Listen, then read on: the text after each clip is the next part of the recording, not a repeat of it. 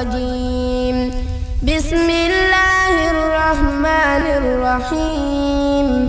هل أتى على الإنسان حين من الدهر لم يكن شيئا مذكورا إنا خلقنا الإنسان من نطفة أمشاج نبتليه فجعلناه سميعا بصيرا إنا هديناه السبيل إما شاكرا وإما كفورا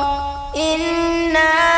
أعتدنا للكافرين سلاسل وأغلالا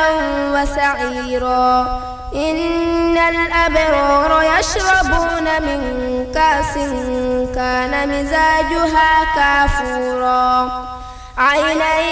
يشرب بها عباد الله يفجرونها تفجيرا يوفون بالنذر ويخافون يوما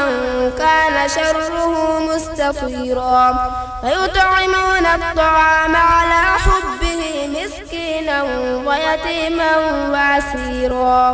إنما نطعمكم لوجه الله لا نريد منكم جزاء ولا شكورا إنا نخاف من ربنا يوما عبوسا قمطريرا فوقاهم الله شر ذلك اليوم ولقاهم نضرة وسرورا وجزاؤهم بما صبروا جنة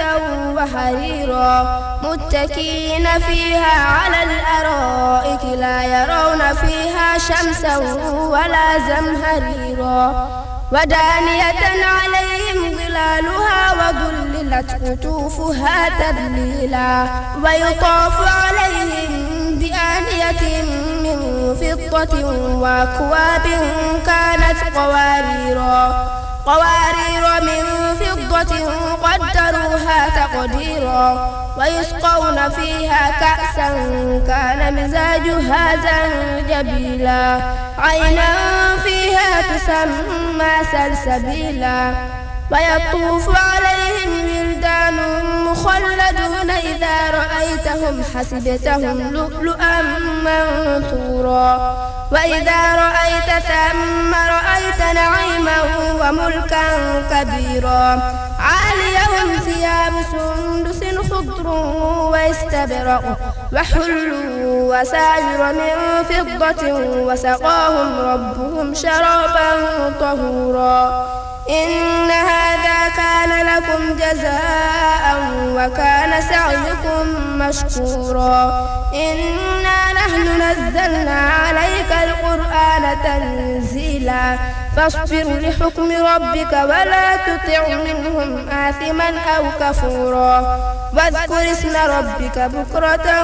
وأصيلا ومن الليل فاسجد له وسبحه ليلا طويلا إن هؤلاء يحبون العاجلة ويذرون وراءهم يوما ثقيلا نحن خلقناكم وشددنا أسرهم وإذا شئنا بدلنا أمثالهم تبديلا إن هذه تذكرة فمن شاء اتخذ إلى ربه سبيلا